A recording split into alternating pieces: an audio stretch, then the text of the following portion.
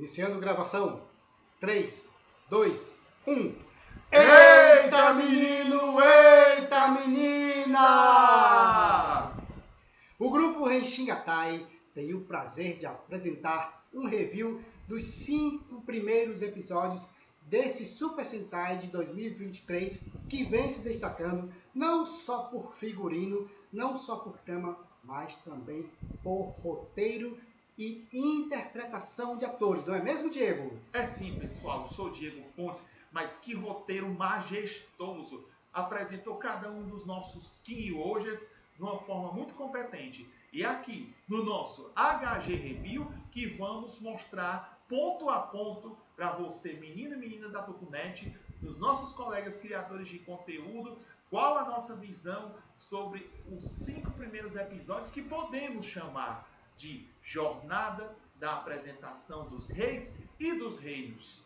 Isso numa visão de 2 tokufãs das antigas, da era Showa, né, dos Kamen Riders e Super Sentais, Metal Heroes que passavam na manchete, mas a gente também se atualiza com Kamen Rider, Super Sentai, Ultraman, ou seja, os tokusatsu da atualidade. Então, venha conosco e roda a vinheta, menino!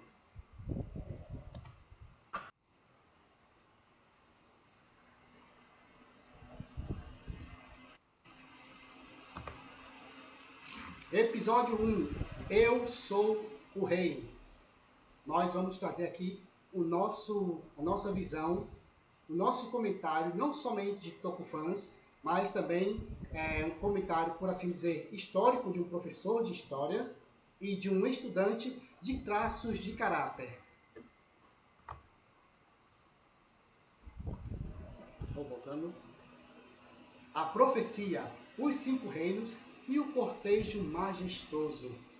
Tudo começa quando o Império Bagnarak ele invade aquele local que estava atormentando os seres humanos. Então, 5 heróis.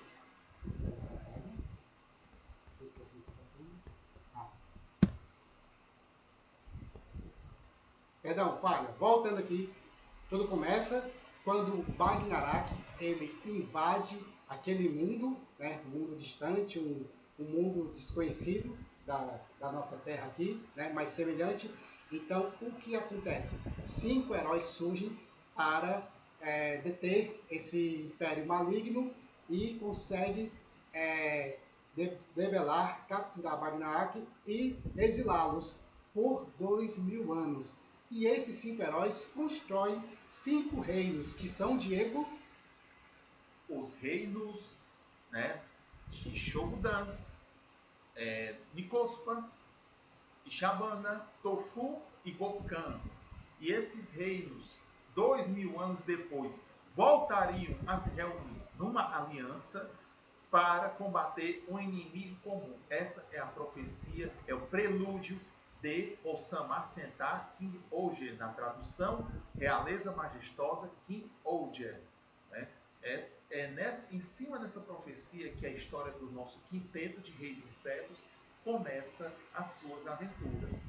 E também vai apresentando, né, os reis de cada reino, né, o reino de Shogudan, o reino de Nikospa, Shabana, Gokan e Tofu, né, cada um com seus distintas personalidades, então a gente vai discorrer aqui no meio do vídeo. E a gente vê um cortejo majestoso, onde todas as pessoas ali contemplam aqueles reis e seus súditos passando. Uma coisa até que a própria Rimenoran reclamou, né, com os ministros do Hercules, porque a fizeram caminhar, né, porque ela detesta caminhar, ela gosta de estar sempre em cima, né, do seu transporte real, né, e ela caminhou isso.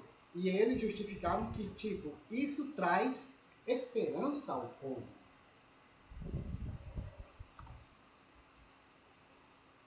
E nisso acontece a Assembleia dos Reis. A Assembleia dos Reis, ela tinha que acontecer toda vez que Bagnarak desse o sinal de seu retorno. E no caso aí, quem reuniu os reis foi Hakuis, Rastir, que é o rei de Shogudan, o reino industrial. É o reino exatamente do primeiro episódio. Né? E Hakunes disse que, como Shogudan surgiu primeiro do que os demais reinos, depois que os Kingyoji se separaram, né, há 2000 anos atrás, ele tinha por direito ser o líder. E é claro que, assim, aparentemente todos concordariam, mas a gente não estranha porque a gente acompanha a franquia Super Sentai e o Blue, o azul, o Tom Older e a August, rei do Nicosia, foi o único que foi contra. Disse que não aceitava a aliança. Uma curiosidade aqui também, de que no reino de Shogudan repousa o Quagod, né? Que ele é, bem dizer, o corpo da formação do Kingyoji, ou seja, né, é uma figura importante. Os outros God insetos, por assim dizer, né? Eles estão na ativa. Insetos deuses. Os insetos deuses, né? Todos os outros quatro estão na ativa, né? Do Tombo, da Kamakiri, e os outros, né? Que me esqueci de falar a memória. Porém, o Quagod, ele estava num repouso e só poderia ser desperto pelo rei de Shogudan. Aliás, uma curiosidade aqui. A palavra Shogudan, ele é a junção de três palavras. Duas por assim dizer, em inglês e uma em japonês. A palavra Sho, né, quer dizer, por assim dizer, fera ou besta, né, o SHO, e God, né, Deus, e Kingdom, por isso, Godon, né, ou seja, King, né, Godon, ou seja, Shogodon, ou o reinado da besta Deus, ou dos deuses bestas. Por isso que todos os reinos de Kingyoji é repleto, né, de mechas insetos. Então acontece, né, o ressurgimento de Bagnarak e o ataque ao primeiro reino, né, por assim dizer, o reino principal da trama, Shogudan. Exato. Apesar de a gente ver os Bagnarak ressurgindo e atacando Shogudan, notamos, eu e Docinho, acho que vocês aí devem concordar, que o episódio mostrou eles mais assim de uma forma mais em ação do que em articulação, onde estamos querendo chegar. Não mostrou eles fazendo um plano, aquela coisa de vilão antes de começar a atacar o terror. Porque quem assiste ou quem assistiu o Super Sentai sabe que normalmente no primeiro episódio o Império Maligno, no caso aí Bagnarak, primeiro tem uma reuniãozinha no começo do episódio para dizer o que quer fazer com a Terra. Se teve esse momento no episódio, teve, mas não daquela forma que a gente é acostumado a ver em outras séries Super Sentai, né? Podemos dizer que o episódio 1, né, Eu Sou o Rei, teve dois focos mais importantes do que os próprios Bagnarak.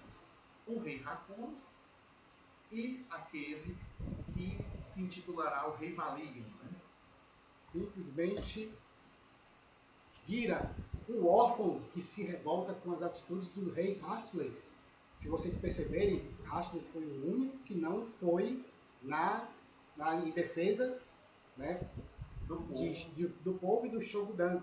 Os outros quatro, por assim dizer, estavam no campo de batalha, à frente do campo de batalha, com os soldados de Shogudan. Mas Hashley ficou ali, preferiu ficar dentro do seu castelo com seus ministros. Algo bem suspeito, por assim dizer. Né? E, tipo, o Gira, né, que mais confiava ali no rei, né, achava que o rei Hashley era um rei bondoso, que ele era pelo seu povo, coisa que até o próprio rei Hashley estava aumentando os impostos, né, cobrando os impostos. O próprio Gira teve que interferir num cobrador de imposto que estava ali no orfanato, né, pressionando o dono do orfanato lá no qual o Gira vive, juntamente com algumas crianças e jovens. Né? E o Gira, ele gosta muito das crianças, brinca com eles todo dia, né? E sempre fazendo um papel de vilão, rei maligno. Exatamente. Porque foi assim, o Gira, apesar de toda uma trama em cima do passado dele, que explicaremos mais à frente, ele não se tocava ainda no começo que ele tinha alguma ligação com o rei Hércules, né?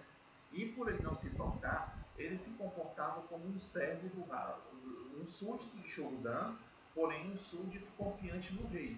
Porque assim, a partir do momento que ele foi lá ter uma conversa com o Hércules, e o Hércules deu a entender que dali não sairia, ele se revoltou, porque ele se decepcionou de uma forma muito evidente com o Hércules, e ele pegou a espada e os instintos reais dele o transformaram em Kuagata Oja, né? Vermelho, né? Uhum. E aí tem né, todo um mistério, porque como um plebeu conseguiu entrar no castelo, né, conseguiu distrair, não sei, a defesa do reino, né, se bem que talvez alguns guardas não estavam lá no momento, mas como o portão, né, do castelo, o portão da sala real foi aberta para um plebeu, como um plebeu pôde empunhar a espada do rei e a espada funcionar, que ela foi a responsável de acordar o Agor, né? Ou seja, o Gira ele foi o escolhido pelos Shigod para despertar King Odia, porque não somente o grande besouro Quagod, né, veio ao encontro de Gira, mas todos os outros que estavam lá, o Kamakiri Odia, né, e o Tombo Odia também, o Tombo Odia e vários outros, né?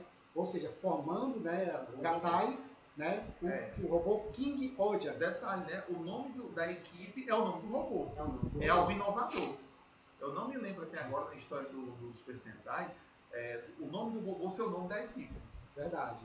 Então, nesse caso aí, pode-se ver que o próprio robô King Odia, né, e os outros Inseto Gods são entidades, né? Ou seja, tem vontade própria, assim como a gente viu em Zyuranger, né? Que foi os primeiros Power Rangers. O da Zyujin ele tinha vontade própria, assim como era o robô Deus. Robô Deus, assim como também no Yakuju Sentai Gaoranger, né? Que o Gal Lion, o Gal Eagle, eles também tinham vontade própria. Né? Ou seja, é o que nós em Tokusatsu, né, a gente que faz conteúdo, chama de máquina personagem. Isso, máquina personagem. Ou também pode-se se dizer o Deus Ex Machina, né? Aquele que chega no final para resgatar o herói de uma situação enorme no qual ele não consegue resolver. Né? E trazendo aqui, no questão de traços de caráter, eu vou aqui falar de 2 traços do Gira, bem forte. Primeiro, Gira ele tem o traço de caráter do psicopata. Novamente frisando que o psicopata aqui não é o serial killer, aquele que gosta de matar, aquele que manipula os outros. Nesse caso, o Gira ele tem esse traço de caráter psicopata, que é um traço de caráter forte, de atitude, por isso que ele teve a atitude de ir no rei, né? Mesmo estando em situação de perigo, né? Que ele apontou a espada para o rei e o rei disse: agora você se tornou o inimigo do mundo. O que foi que o Gira fez? Eu de canto de boca, né? Até limpou a salivinha, ou seja, ele gostou daquela situação, ou seja, o psicopata, ele também gosta de se arriscar, né? Ele gosta do pagar para ver. Então isso foi muito característico do Gira. Um outro traço de caráter do Gira aqui também, que a gente vai frisar, é o traço de caráter oral, o traço de caráter comunicativo e expressivo. Por isso que ele se dá muito bem com pessoas e crianças. O combate colossal e a perplexidade dos soberanos. Como a gente estava falando aqui, Gira foi o único que conseguiu não só despertar o Quagod, mas também fazer a formação do King Oja. E pilotar o King Oja sozinho. O King Oja. Coisa que em Super Sentai, né, principalmente da era Showa, né, da era Showa, não era muito possível, né? Tinha que ter a união dos 5 para pilotar o robôzão. Mas já faz algum tempinho, viu, Veri, que no caso, mais no final da era Heisei para essa era Reiwa, a gente vê sim e o Sentai vermelho pilota o robô sozinho. Isso. Aí foi muito bem frisado, principalmente na era Reiwa, né? Na questão do que está em Sentai Zenkaiger, né? O Zenkaiser pilotando o Zenkaiser pilotando o robô, que os próprios membros do Zenkaiser faziam a formação do robô, né? E o primeiro robô dos Dom Brothers era só o Dom Momotaro dentro. Sim. Depois, mais pra frente, é que os outros Dom Brothers começaram a fazer parte das partes do robô. Coisa que aconteceu aqui também em Gyojin, né? Cada um depois foi entrando na formação. Blue, Yellow, Black, por aí vai. É isso? Mas isso aí despertou o interesse dos outros reis. Porque, tipo, a própria Rimenoran estava suspeitando por que o Rashler não entrou em combate. Né? E só eles estavam se sacrificando. E detalhe, todos esses reis fora de seus reinos, né? Isso. E o Yamagashita, ele simplesmente saiu fora da Assembleia, ou seja, né? E isso atribuiu-se ao Rama, ao Yamagashita, né? A culpa, por assim dizer, né? Do Badinara atacar Shogudan, e não só o Gira, mas também o Yamagashita, ele se tornou inimigo, né? Do estado de Shogudan, por assim dizer. Mas, a quem o rei serve, Diego Pontes? A quem o rei serve? E essa pergunta vai ser respondida no segundo episódio, lá em Kosupa, né, mano? E aí o Yamagashita, o azul, né, que peitou o Hakuris no episódio anterior, desde os trailers dizia, eu estou sempre no topo, né?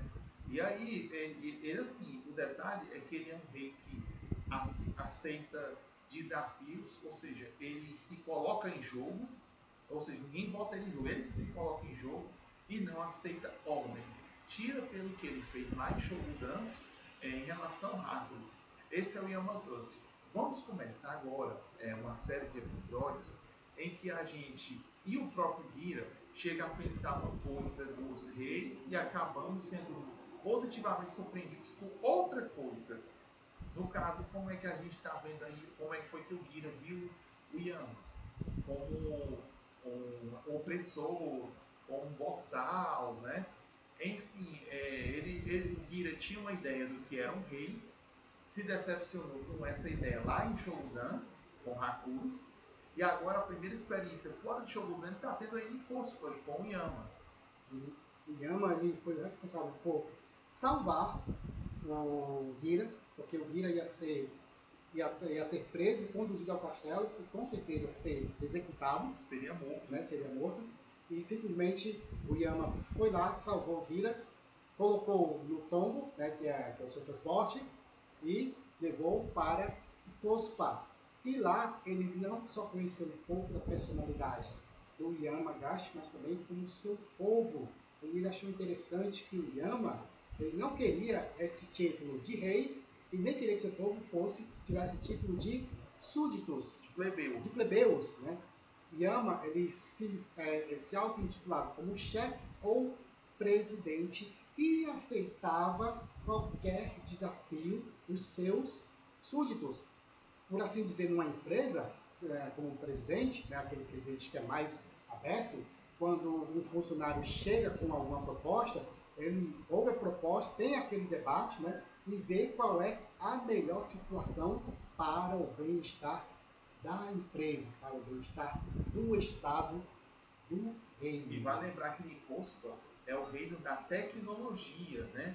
É o reino da tecnologia. E esse espírito que o Veri acabou de falar, de gestão do Yamagashita, é de um dono de empresa de informática. Sim, sim. E aqui a curiosidade dos traços de caráter de Yamagashita. Yamagashita tem o primeiro traço de caráter do rígido, é aquele que gosta de ser o melhor, de estar no topo, é aquele que não gosta de receber ordens de ninguém e de ser rebaixado. O rígido, quando está muito maduro, ele gosta de rebaixar os outros, como por exemplo, o personagem Vegeta em Dragon Ball, também o Inosuke no Kimetsu no Yaiba. Mas no caso aqui, o Gira, ele gosta de estar no topo por estar em evidência. E o segundo traço de caráter do Gira, ele é o psicopata, ou seja, ele é o negociador. Por que ele saiu daquela negociação do reino lá de Shogudan? Porque ele viu que Hércules queria estar acima dos dois reinos, dominar os outros 4, subjugar, né? E ele ser o principal. E justamente o Hira não quer estar abaixo de ninguém, sempre estar no topo. Então, o psicopata dele viu que ali não ia ser 2 pesos, 2 medidas, né? Ganhar eu, ganhar você. Então, o que ele fez? Saiu fora. Né? O psicopata também é assim, quando ele vê que não vai ter uma vantagem nem para ele nem para outro, ele larga mesmo, ele sai fora. E também, rapidinho, a questão da rivalidade, né? O rígido, ele quando vê uma outra pessoa que ele acha que vai se destacar mais do que ele rivaliza. Né? Como o caso de Goku e Vegeta, mais uma vez, Kimetsu no Yaiba, do Inosuke e do Tanjiro, né? Ou seja, essa é uma coisa bem forte do rígido. E é forte na franquia também o Azul peitar autoridades que existem na série e o próprio time de Super Sentai que ele faz parte, né? No caso, quem ele está peitando? Está peitando o Gira, embora o Gira ele ainda está numa jornada de saber quem ele é. Mas na situação, mesmo o Gira não tendo certeza quem realmente ele o Yama se sente na necessidade de bater de frente com ele. Até porque o próprio Yama, no episódio 1, ele tentou ele despertar o pagode, né? Como ele é um super hacker, né? Ele tinha um hack lá de despertar o pagode, que é um deus máquina. E ele falou durante o episódio também que os Shugods, né? Que são os insetos deuses de cada Kingoji, ele desenvolveu todos. Sim. Ele é o desenvolvedor dos Shugods, quer dizer, podemos mais para frente, quando os Kingoji estiverem realmente entrosados, eles teriam uma base, talvez, uma base de apoio, e o Yama ser o gênio do computador. Sim, mas eu acredito que no caso, ele pode ter sido desenvolvedor dos Shugods a partir dos 5 primeiros Shugods, né? Tanto que ele não conseguiu o hack para despertar o God com H. Com a Agatha God, justamente. E outra coisa, né? Então, isso dá para perceber que não existe somente tecnologia nesse mundo, também existe a magia. Episódio 3. Uma oferta intencional. Chegamos em Ishabana, o reino da saúde e da beleza, governado nada mais nada menos pela mimada, egocêntrica, porém incrível e zelosa pelo seu povo, Himenohan. Né? A Himenohan, no caso, é amarela. Né? E essas imagens aí, a gente vê a Himeno em 3 momentos. No primeiro episódio, né, que apresenta por cima os 5 reinos, ela no momento de caprichosidade, né, que a faz com que Yama, Hira, mais o Yama, tem a ideia, né, que ela não é humana no sentido de empatia. Porém, essa cena aí, ela está com o vestido sujo, proferindo um discurso após um ato heróico que deixou muita gente surpreendida, inclusive eu, Diego Pontes, que faço review dos episódios de várias séries Tokusatsu. Eu fiz um review referente ao 3º episódio de hoje. Está lá na nossa página do Facebook da Renchinha Tai. Nos acompanhe. E olha só, a Himenohan, ela tem essa questão de ser egocêntrica, mimada, né? O Sebastian está sempre ali do lado, mas aí também essa mulher mimada, egocêntrica, ela também esconde lados positivos, que ela é médica, ela é doutora. Aliás, Shabana é o reino da medicina e da beleza. Tanto que no episódio 3 mostra a beleza de Shabana, ou seja, a parte estética da cidade, do reino, e a questão das pessoas em tratamento médico em vários cantos da cidade. Todos usando amarelo, né, que é a cor do reino, né, de Shabana. Tinha massagista, fisioterapeuta, tinha médico de todas as especialidades, né, cuidando do povo de Shabana, ou seja, que tem como a rainha uma médica multifuncional. Sim, né? O Reino Belo remete até aos reinos encantados da Disney, né? uma princesinha de vestidinho amarelo, mas esconde uma personalidade muito forte, né? No qual aqui vou trazer os traços de caráter principal dela. Rimenoran tem o traço de caráter rígido, que prima pela perfeição, pela beleza. Por isso que ela é tão vaidosa e não aceita nem sequer uma laminha suja ou por onde ela passa, ou um casebrezinho velho no meio do seu jardim. No episódio 3, a gente viu uma cena em que uma pessoa tropeçou e molhou o chão. E ela fingiu de propósito um desmaio para poder o Sebastian rapidamente limpar. E assim, a Rimenoran, acho que muita gente, eu vou explicar isso para o pessoal entender. O Sebastian, quando fala que tem 25 anos, ele realmente tem 25 anos. Só que ele explicou para o Kira e para o Yama que ele precisa se fantasiar de idoso para se adequar à questão das necessidades da Rimenoran como rainha. Ela não confia numa pessoa jovem que nem ela para fazer o serviço de mordomo, tem que ser um idoso. Então ele na verdade não é idoso, ele é um adulto jovem de 25 anos, mas precisa se fingir de idoso para poder deixar a rainha confortável. Ou seja, né, a beleza e a perfeição tem que estar somente com ela, né? Ou seja, a menina é muito rígida. Um outro traço de caráter da Rimenoran é o oral. O oral, por muitas vezes, ele tem essa beleza infantil, né?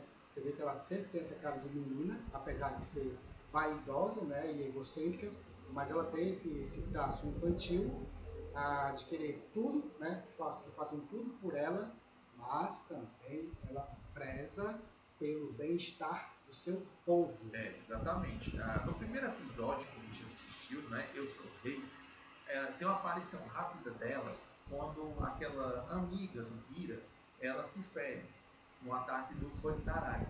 E a Rimenoran, já transformada em Kamikiri Oja, né, ela viu, ela disse, ela está viva, confie em mim, eu sou médica, alguma coisa assim. E nesse episódio, incrível episódio, tinha uma garota paralítica. Só que na verdade ela não estava paralítica e ela tinha um pai subornador que ameaçava meio que queimar a imagem da rainha Rimeno, que ele tinha alegado que havia tratado da paralisia dela. Só que a rainha Rimeno, ela tem uma coisa chamada classe. Ela fingia ir na onda do pai, entregou um cheque na mão dele, né, de moedas de Shabana, e chegou para a menina e disse, eu sei que você pode andar, porque eu me tratei muito bem. Ou seja, a Rimeno deve ter feito cirurgia na coluna dela, deve ter feito alguma coisa. E tem essa cena que vocês estão vendo dela empunhando uma espada com o vestido todo sujo, foi simplesmente uma cena em que os Bagdarac foram atacar e ela se jogou no meio para abraçar a menina. E ela disse uma frase incrível, totalmente tirando o rótulo dela de patricinha. O meu vestido pode ser substituído, mas a sua vida não. E ela fez um discurso lá e se transformou em Kamikiri Oja. Um detalhe interessante, o monstro da vez simplesmente remetido a um inseto chamado besouro rola bosta. Sim, porque ele... É o nome mesmo, né? É o nome mesmo, que ele faz aquele espiralzinho, aquele rolinho, né, de fezes, né, que ele se alimenta ou ele faz meio na casa dele. Ou seja, quando ele estava espalhando, né, o seu poder, o seu veneno, na verdade eram fezes. Então, ou seja, o vestido dela realmente ficou sujo de fezes. Sim, né? Ou seja, fedido dele. Ou seja, para salvar a vida de uma pessoa, ela se meteu na frente mesmo, não se importando. Né? Isso é bem característico do traço de caráter oral, que vai pensar no outro antes de si mesmo. Pensa numa coisa assim, positivamente contraditória. Ela se mostra fresquinha, mimadinha o episódio inteiro. E na parte mais importante, ela se mostra heróica. Eu arrisco dizer, acho que vocês aí se concordarem, falem nos nossos comentários, a Rimenoran, ela nos primeiros episódios, foram os episódios de apresentação individual mais bem feitos e mais incríveis, roteirizados nessa fase inicial de King Ocean. E Gira, né, tanto Gira quanto Yama, ao visitarem Shabana, Interagiram com ela, né, viram o jeito dela de agir, porém Sebastião tirou além de tirar essa manipulação com palavras, eles também viram como o afeto do povo pela sua rainha, que ela realmente cuida das pessoas. E ela prendeu o Gira, né? Ela Sim. prendeu o Gira jogando charme, provocando o Gira, dando vácuo no Yama, porque o Yama chegou a paquerá-la no começo. Sim. Só que o Yama, quando ele foi vendo o jeito meio de que assim, o Yama, ele é um rei sem protocolos, embora ele tenha um controle de Cospa. E ele vê uma rainha totalmente centralizadora, ou seja, teve um choque, né? E aí a Rimeno, ela observando o Gira, ela disse que viu o Gira alguém bondoso, alguém especial, né? Mas teve um detalhe que despertou a curiosidade da Rimeno em Gira. Simplesmente um doce chamado Rainbow Jujuria, né? Que o Gira só provou na sua infância. E ninguém sabia como seria esse doce. Ela pediu para o seu cozinheiro preparar esse doce, né? Ele tentou se esmerar, Gira agradeceu, disse que ele cozinhava bem, mas não era o Rainbow Jujuria, né? Ou seja, guarde bem esse nomezinho, porque não é um simples doce. Não é um simples doce. É uma informação sobre um personagem através do sabor. Sim, sim. Episódio 4. A hospitalidade do Lorde. Será?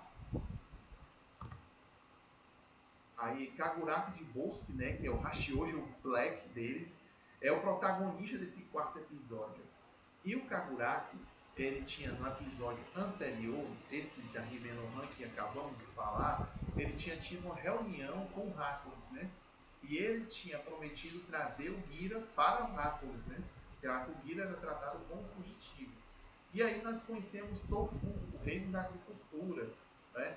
O cotidiano dos moradores, ele, né, com aquele jeitão mais despojado, porém respeitado, aclamado dentro do reino de Tofu, né?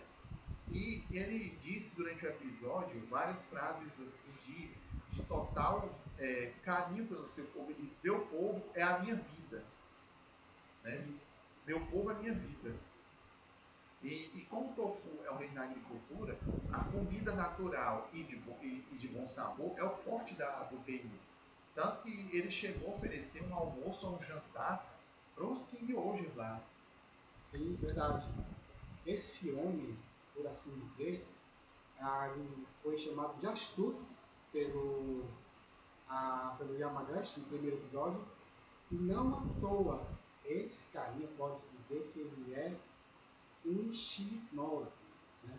Ou seja, ele não aspira boas intenções, né? Ele observa as pessoas, mas ele tem atitudes às vezes desonestas, mas ele justifica que é para o bem do seu povo, de Tofu, né? Uma das suas frases de efeito é que ele sujaria suas mãos pelo bem do seu povo. Esse rapaz aqui, o Kaguraki de Bosque, né? Ele tinha acordado com Hercules de trazer o Gira. O Hercules ele confiou simplesmente o Kabuto God, né, para ele. E eles até tiveram um embate, ele e o Gira, né, com os gods, e ele percebeu nas atitudes de Gira que ele era uma boa pessoa, porque o Gira ele se enturmava, se entrosava com o seu povo, e ele também apreciava a comida, não só a comida, mas também os frutos da terra de Tofu. Ele, inclusive, comeu um fruto recém-colhido. Sim. Ele, por exemplo, nem lavou, comeu na hora. E o de Bosque achou isso admirável.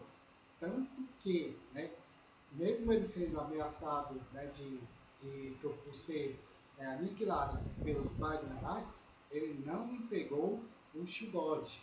né? Ele disse que ia entregar. O bode cabudo. Isso, o bode acabou. Simplesmente se revelou tanto os Bagnarak quanto o rei Hercules, preferindo entregar Hira nas mãos da juíza Rita. Rita Caníssuca, Papillon Olger. Isso. E antes de entrarmos nessa personagem, vou falar os traços de caráter forte de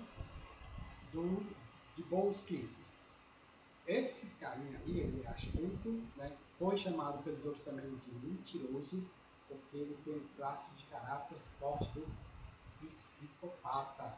O psicopata, como eu falei, ele entra no jogo para jogar, ele é um bom intérprete, ele é um bom ator, né? Tanto que ele faz de tudo para enganar os aliados e até mesmo os inimigos. É uma tática ninja, né? Bem conhecida.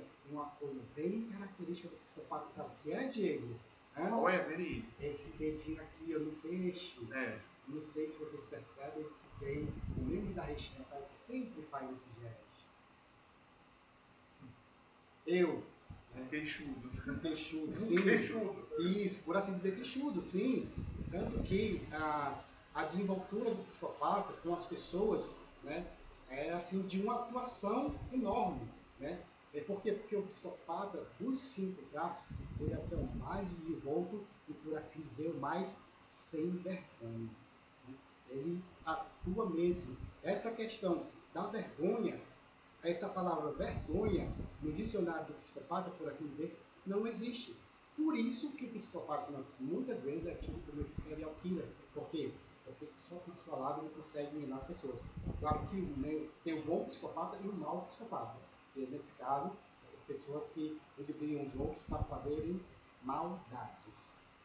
O outro traço de caráter forte do de bolsa é o masoquista. Porque o masoquista, ele além de ser resiliente, forte, ele vai se dar no lugar do outro. Por isso ele diz que faz questão de sujar suas mãos em favor do seu reino. Exatamente. E como é como as características do Black, ele é um lutador de força física, né? Sim. Abelha. Episódio 5. A chegada da soberana do inverno. Protagonizado por Rita Caníssuca. Talvez desse quinteto que estamos apresentando em nosso review e de outros grupos da Toponet, os quais nós extraímos algumas informações, com certeza que mais gerou impacto. Nossa, ela usa a cor roxo. Né? Chegou-se, só que a gente viu que não tinha nada a ver, que ela esconderia se era homem ou mulher, e a gente viu que ela não esconde gênero, coisa nenhuma, ela esconde o rosto e um dos olhos, porque ela está numa posição de muita pressão e de muita responsabilidade, que é de juíza. Ela não é uma simples rainha que dá ordens, ela julga os criminosos. E para poder combinar com toda a solidão, a frieza, ela vive num reino gelado chamado Vulcan, que talvez dos 5 reinos que foram apresentados no 5º episódio, foi o reino que, como lugar, foi o menos explorado. Ou seja, a gente viu mais as atitudes, os desafios da Rita como juíza, do que propriamente como é que é o cotidiano de Vulcan. Né? Nós vimos o cotidiano de todos os demais reinos, até Shogudan mesmo, com todo aquele caos. Porém, esse episódio a gente se mostra mais a Rita. E a Rita, no nosso entender, acho que no entender de muitos, já que eu fiz já essa análise em review escrito, ela justificou todo o hype que a Tokunet colocou em cima da personagem. Ela realmente mitou, porque estavam com medo dela julgar de forma errada o Hira, e não foi isso que aconteceu. Por quê? A Rita, ela não é apenas uma juíza no sentido de ficar pedindo para terceiros fazerem os papéis de apuração dos autos, ela mesma foi atrás de saber tudo. Quem assistiu os outros episódios, ele acho que deve ter percebido que ela apareceu rapidamente nos outros episódios, lendo livros, fazendo perguntas. Então, isso foi a investigação. Quer dizer, a Rita, ela é juíza, perita, né? Ela é detetive, Ou seja, ela é várias em uma só. Por isso que nesse vídeo nós estamos vendo a Rita em situação de estresse. A Rita esteve muito estressada. Ela com o seu bichinho de pelúcia e conselheiro golfinho. E ela rolando no chão. Tem uma cena que ela vai para poder levantar provas em Nicosia e ela do nada dá um grito, né? Porque exatamente estava sob pressão, né? E para contrastar com isso, ela tem uma serva que usa roxo também, e essa serva dela é uma serva mais fofinha, atrapalhada, né? Mas que ajuda muito ela, né? Pode seguir aí, Beni. Os traços de caráter forte de Rita, eu vou logo aqui dizer, que a gente vai falar um pouco mais dessa personagem. O traço forte de caráter dessa personagem, ela tem o traço esquizoide, que é o traço da inteligência, por assim dizer, tanto intelectual quanto emocional. Esse traço ele é também bom na parte investigativa. A gente pode remeter aqui o L do Death Note, né? O L ele tinha esse traço de caráter, não só o L, mas todas aquelas crianças superdotadas da escola familiar, né? Depois que veio o Nier e o Melo, também eles tinham esse traço de caráter esquizoide, né? Que eles tinham que ser frios, né? Bastante também calculistas, ponderantes, porém uma dor, aqui uma debilidade do traço do esquizoide é não gostar de se expor. Talvez não do nada ela tenha uma parte do rosto coberta e também um dos olhos coberto, ou seja, ela não gosta muito de se expor. Ela só se expõe por causa da sua função de juíza e de investigadora. E assim, a gente, quem está assistindo, ou quem for assistir aqui o nosso review, nota que existe na cultura pop japonesa personagens bastante fortes em vários sentidos, mas que acha que uma determinada característica física demonstraria totalmente o contrário de seus esforços, e aí precisa de uma compensação para ocultar essa suposta fraqueza. Já que está em cartaz, é um filme de Kimetsu no Yaiba, né, para a Vila do Espadachim, o personagem Yonosuke, que usa a máscara de javali, é um cara forte, é um personagem bem treinado, mas ele tem um rosto muito delicado. E por isso que ele usa aquela máscara de javali, para poder manter a postura de forte. E a Rita, ela é tímida, não pode fazer nada tímida, porém ela precisa se expor por causa da posição. Ao que ela faz? Ela coloca uma roupa que mistura as caracterizações de um espadachim, porque falamos no nosso HG de React, que gente que trabalha em Kamen Rider Saber está presente na equipe produtiva de King Roger, e uma roupa de juíza. A roupa dela é uma roupa de espadachim, uma roupa de juíza. E ela, quando cobre a metade do rosto, ela também faz outra coisa. Ela tem uma voz imponente, uma voz trevosa. Ela tem uma voz muito forte. E tanto que quando ela foi se transformar nesse episódio, né, porque assim, depois que o Gira foi preso por ela, apareceu os soldados Bagnarak dizendo que queriam um tesouro. E nesse aparecer, aí o vento de Gokan soprou sobre os cabelos dela e o olho direito dela apareceu, né, que o olho direito é coberto, e ela tem das duas, ou ela tem uma heterocromia, ou seja, olhos de cor diferente, ou apenas um efeito de seus poderes. Né? Ela tem um olho direito da cor dela de heroína, roxo. O olho dela é roxo. E não é porque ela levou com a cara de alguém, não, mas faça o contrário. Porque algo que a Rita conseguiu foi meter medo em gente que tentou pisar nela. Tem uma cena, né, após julgamento do Gira, depois vamos dizer como foi que esse julgamento se desenrolou, que o Hercules não gostou do resultado e ele ameaçou Gokan. E ela simplesmente usou uma frase dizendo assim: a lei que abate reis é o escudo que protege o povo. E ela falou que ela é inabalável, ela é inalcançável. Ou seja, e o Hercules entendeu aquilo dali e saiu. Ou seja, o Hakuri saiu com medo da Rita. Toda essa confiança, né? Toda essa pomposidade da personagem, vem aí um traço de caráter do psicopata também, que ele tem, como falei, 2 pesos e 2 medidas. Então, quem tem esses 2 traços, esquizoide e psicopata, em certos ramos, como a justiça, como estar à frente de liderança, chefes de equipes, presidentes, eles vão se dar bem, porque ele vai estar sempre nessa negociação, sempre pesar o que é melhor para os 2 lados. Uma outra coisa aqui do esquizoide, como eu falei aqui, a debilidade dele, né, o se expor, que ele não gosta de se expor, o que é que ele faz? O refúgio, né, o contraponto dele é se isolar, é estar numa caverna.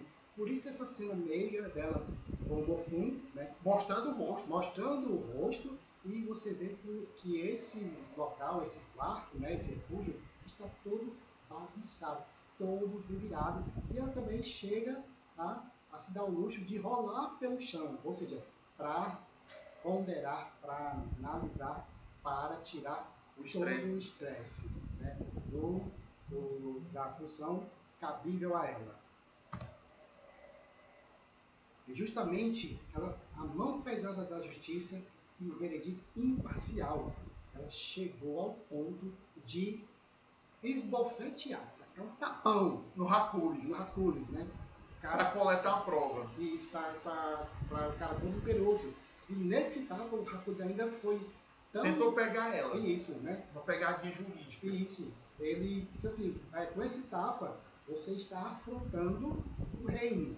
Né? Você está querendo se tornar inimiga, né, do reino. Porque o Hakuris acha que está acima de todos os outros reinos. E como o Diego mesmo citou aquela frase que a Rita falou, né? A frase é o seguinte: a lei que abate reis é uma lança que abate reis. Mas também a lei é um escudo que protege o povo. Justamente. Ou seja, a lança e o escudo, pode-se dizer a espada e o escudo, os 2 elementos da dama da justiça.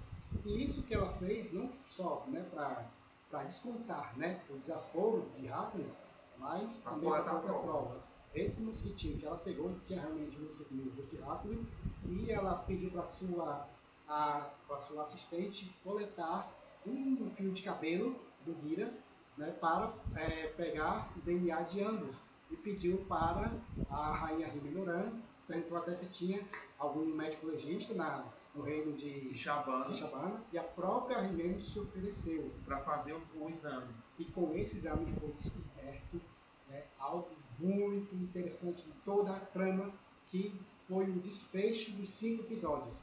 Simplesmente Kira, ele é o irmão mais novo de Hakuris. E mostrou uma cena de flashback bastante bem feita do Hakuris. Detalhe, meu querido. O cara que fez o Hakuris mais jovem é idêntico a ele, ao Hakuris adulto. Sim. E o menino que fez o Gira criança é a cara dele. Sim, sim. Ou seja, nesse ponto a direção de King hoje acertou em cheio nos atores. Né? Uhum. Botou uns caras bem parecidos mesmo com os adultos.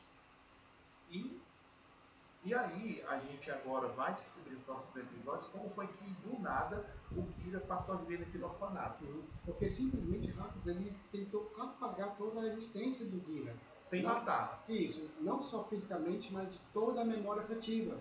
Ele simplesmente busca o que ele mais adora, o Rainbow de Julia, que ele sempre fala, desde a infância. Ou seja, todo aquele arquivo de 10 anos atrás do Gira foi apagado. Só que a meticulosa Rita, né, descobriu tudo. A imparável, a inabalável. Ou seja, como sempre dizem, não existe crime perfeito. E a Rita descobriu uma brecha.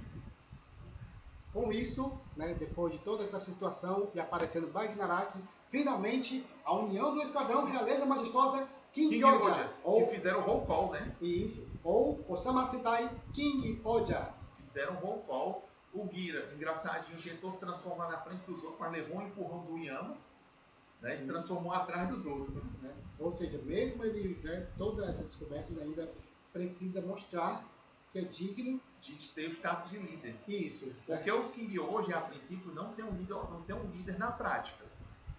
Tanto que antes do episódio acabar, os 5 foram cada um pro seu canto. Eles não foram embora juntos. Tem a cena da despedida lá. Isso. E o Gira, terminou ele querendo retornar para Shogudan para simplesmente pôr à prova o Hakunen, saber todo o seu passado, tudo o que aconteceu e quem sabe até destronar, né, esse monarca trevoso, por assim dizer, né? E que aparentemente anda vazando informações para os Bagnaraki. Isso, né? Tanto que aquele ministro lá do Bagnaraki, como é o nome dele? O Kamejin, sempre, toda a trama do Bagnaraki, ele diz que um insetinho contou para ele. Quem pode ser esse insetinho, se não esse miserável do rei Hercules? Né? Uma trama bem envolvente, bem interessante. Um Super Sentai que até a era Heisei, né? Era muito infantil, devido ao contrato com a Disney, né? Com as produtoras da vez de Power Rangers. Isso, né? E agora que Power Rangers está tomando caminho próprio, sem precisar de adaptar Sentai, a Toei está se sentindo mais à vontade para fazer Super Sentai de uma forma mais livre, testando várias fórmulas para ver qual é que dá certo. Sim. E se a gente perceber esses Sentais, Reino Sentai, né? A partir até do próprio Zenkaiger, né, tem tramas, né, bem envolventes e misteriosas, né, no qual o principal ele vai ter que ter toda a sua jornada do herói para descobrir quem ele é, de onde ele veio. No caso do Dom Brother, não seria o Dom Momotaro, e sim a Unicista, né? E, na minha opinião, ela que é a protagonista do Dom Brother, pelo menos nos primeiros episódios. Né? E é interessante que os Dom Brothers, eles lutavam e nunca sabiam as suas formas civis. Se encontravam com forma civil, mas não sabiam quem era quem. Né? Uma coisa bem interessante também. Pois, então é isso, menino e menina. Espero que vocês tenham gostado do nosso review dos 5 primeiros episódios de Sigam a Reshingatai no nosso canal, se inscrevam, deixem o joinha, comentários, sugiram e também nos acompanhem no Facebook e no nosso Instagram. Obrigado aí por quem já vem comentando os nossos vídeos, dando sugestões. Mas assim, o retorno de vocês é o nosso Ogaibuzou. O que significa Ogaibuzou? Armamento real, né? Sim, é o nosso boost, né? É o que dá o combustível. Boost ali, no caso, são as fivelas do Gits. Isso, né? É o que dá o combustível para a gente fazer cada vez mais vídeos, né? No canal a gente não está postando tantos vídeos, mas a gente tem sempre um planejamento, uma parada para fazer vídeos, né? Uma qualidade de fã para fã. Então, no mais, espero que tenham gostado. Agradecemos do fundo do nosso coração e... Jané! Vai legal esse videozinho descontraído. E a Rita toda dura.